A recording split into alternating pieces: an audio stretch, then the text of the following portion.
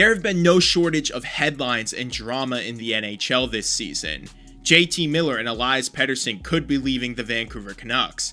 Is Trevor Zegras going to leave the Anaheim Ducks? Mikko Rantanen is leaving the Colorado Avalanche over a contract dispute. And these are just a few stories that have been circling around the league. But regardless of the truth about these rumors, should these players actually want to be traded? And would they be better served going to another organization as opposed to remaining with their current teams? Well, today, let's talk about some of the biggest trade targets in the NHL, the legitimacy of their availability, and where they should be playing following the NHL trade deadline on March 7th. What's up, guys? Welcome back to the channel. Today I'm going to be talking about 5 of the biggest NHL trade bait targets for the upcoming deadline on March 7th. Now, I'm going to try to stay away from players like Mikko Rantanen and Mitch Marner, who, let's all be honest, will likely just stay with their teams, and focus on a few players who have actually been involved in some serious trade talks. But before we get into this today, about 90% of the people watching these videos have not subscribed to the channel yet. I have a sub goal of 20,000 that we are so close to reaching. So if you guys want to watch more fun hockey content like this, go ahead and hit that like button now and subscribe to the channel. And with all that being said, let's get right into the first player. Alright, first player up is jtmiller, center for the Vancouver Canucks. Been a lot of drama surrounding him and Elias Pettersson to start the year. The Vancouver Canucks are likely going to be trading one of them, and the more time that passes, it seems like Miller is the option that they're going to go with. Now, Miller is just a year removed from a 100-point season, and while he has been struggling offensively this year, I still think he has a lot that he can offer to a team, especially with the edge that he provides. For this player, I just think it's time for him to get a change in scenery, and there are 2 places that I would love to see him go to, being Boston and the New York Rangers. The Rangers, more specifically, they tried to acquire him, and if they can just figure out the details of that trade, I think that that would be the perfect situation for him. Also, I don't know if this package is going to be big enough to acquire him anymore based on how the Rangers fumbled things with protecting their first round pick. So if that does happen, it should truly fix a lot of the Rangers' problems, but who knows at this point, they may have just messed things up. But this should give Boston the perfect door to be more aggressive. Originally, I thought they were going to have to offer a player like Lowry, Coyle, or Zacha. But if they want to, they could just offer players like Matt Poitras in a first-round pick, potentially Fabian Lysell if the Canucks believe in him more. It just seems like the asking price for Miller is going down with each passing day. Like I said, and like a lot of you probably feel, I wish they could have just figured things out between him and Pettersson because they were a great fit together, but unfortunately that's not going to happen. So keep an eye on those 2 teams. They should be the biggest contenders in the JT Miller sweepstakes. Next player, number 2, is Brock Nelson of the New York Islanders. The Islanders have been pretty much unwatchable this year. They're not playing the brand of hockey that we typically see from them. And with them being at the bottom of the Metro Division and Brock Nelson being in the final year of his contract, it's very likely that we're going to see him get moved before the Four Nations tournament. Nelson has been a 30-goal scorer for quite some time now, and like I said, he's in the final year and has a $6 million AAV hit against any team's cap, so he should be the perfect rental piece if a team is willing to acquire him. His cap hit for the rest of the year should be around 3.38, which is affordable, and I think there are a few teams who should be kicking tires on him, and that includes Edmonton, Dallas, Colorado, Minnesota, and Washington, who reportedly has been showing a lot more interest in this player lately and would really help round out their top 9 forward group. Now, I'm not saying that Washington is going to be the team that acquires him because usually in-division trades are not something we typically see.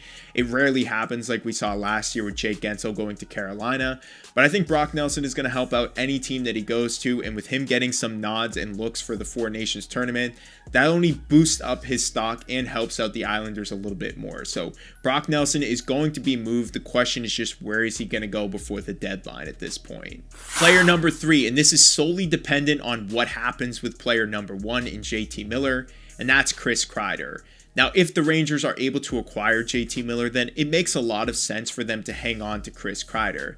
but if they're not, then this completely changes the entire outlook for the Rangers for the rest of the year, and with that, the potential of Chris Kreider being moved. Now, the Rangers have shown that they're serious about moving on from some of their long-term veterans, trading Jacob Trouba earlier in the year to Anaheim, and even flat out saying that they were considering trading Kreider.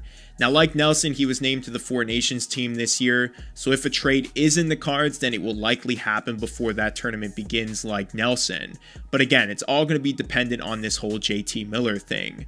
Kreider has 2 more years on his current contract at an AAV of $6.5 million a season, so like Nelson, he's also going to be a pretty affordable rental for a lot of teams and will provide you with a little bit more future as well. And when it comes to Kreider, he's not even a bad player, it just feels like he's not really a good fit for New York anymore.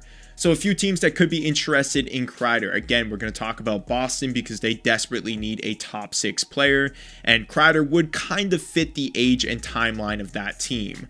I also think it would be a nice fit in Minnesota. Obviously, they're a younger team, but with their cap restrictions, maybe a player like Kreider could be really beneficial to them, especially once they're able to get that cap opened up, re-sign Kaprizov, and then put a great winger alongside him. Again, I don't believe that this is going to happen because I do believe they're going to acquire JT Miller and that Kreider will stay. But keep an eye out on this. If they don't get Miller, there is a possibility that we see some of their other pieces move before the deadline, and the Rangers could be one of the biggest sellers this year depending on where they are in the standings. Trade number 4, a player who was kept out all last season because of a knee injury, Taylor Hall. Now, Hall has come out and said that he wants to stay with the Chicago Blackhawks, but understands that it's a business and he'll likely be moved. And I think that this is a good thing for Hall because I still feel like he has a lot to offer, especially when it comes to the playoffs, because his high-end talent would be a great complement to the bottom 6 of any team. A few teams that could acquire him: Colorado is the first team that comes to mind, or potentially Florida if they're looking to add. He has a contract that would put $6 million towards the cap, so like some of the other players we mentioned today, it's pretty affordable. I would just personally love to see Halsey get another chance at the Cup. His talent is extreme, and I think that he's going to be very efficient in a system outside of Chicago. Hall has been about a half a point per game pace player this year, but again, is coming off a season-ending knee surgery, so this was to be expected. Teams like Edmonton and New Jersey have also said that they're interested in adding Halsey, so keep an eye on them, but he would be the perfect piece to add to your bottom 6, so keep an eye on Taylor Hall as well coming out of Chicago. And last player we need to discuss today is a player coming out of the Buffalo Sabres who honestly shouldn't be traded because Buffalo should be learning from their past mistakes, and that's Dylan Cozens. Look, I know Buffalo has been a dumpster fire this season, but trading away good players like Cozens for more draft assets is not going to make this team any better. Cozens just signed a $7 by $49 million deal with Buffalo and is only in the second year of his contract at age 23. By his recent numbers, yes, this isn't the best year for Cozens, but a couple years ago he was a 70-point scorer and last year he had 50. Cozens has a lot of room to grow, and to be fair, Kevin Adams hasn't said that he's willing to trade this young player, but there have been reports saying that he's taken a few calls regarding Cozens' availability, and that teams like the Flyers and Predators are aggressively pursuing him in case this actually happens. We've seen Buffalo make mistakes in the past with players like Jack Eichel, Sam Reinhart, Ryan O'Reilly, just to name a few, and I just don't think they should be moving on from any young offensive pieces, especially with them lacking a lot in their scoring department. Look towards your defense if you're trying to shake up your roster. You have a lot of guys who play a similar brand of hockey back there and could potentially shake things up by trading one of them instead of Cozens, who, like I said, has a lot of upside.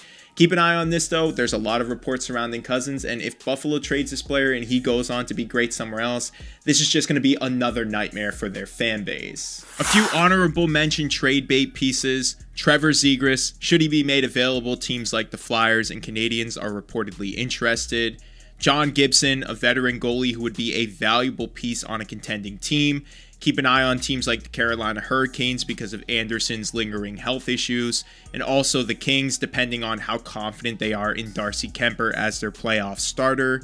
Trent Frederick, apparently Boston is unlikely to sign this player for the price that he's looking for, and at $2.7 million, I think he would be the perfect rental for a team like Florida, Edmonton, Minnesota, Colorado, Toronto, and Winnipeg, who are all reportedly interested, along with some other contenders. Nazem Kadri, a 34-year-old with a very high cap hit, but still has a lot of value that he could provide a team. A $7 million cap hit is tough for the next 4 years, but if he could somehow make his way back to Colorado, that would be like a movie. Outside of that team, though, I don't think that there should be any other team that's interested in him. Even if you're a team like Toronto, a reunion would just be too expensive. And last but not least is Brandon Saad. Saad is a multiple-time 20-goal scorer and is reportedly being shopped by the Blues. And with his experience in the playoffs, he could be a nice addition to a team's middle to bottom six. Keep an eye out on some teams like Washington, Carolina, and Florida again, who could all be in on this player who, with this experience, would be a nice addition to their lineup. But these are the biggest trade bait targets for the upcoming NHL trade deadline. Do you see any of these players being moved by their teams? And if so, where do you see them going? Also drop a list of names that you think might get traded at the deadline this year in the comments below. Thank you guys as always for watching. Make sure you like this video and subscribe to the channel for more content like this. I will see you guys in the next one.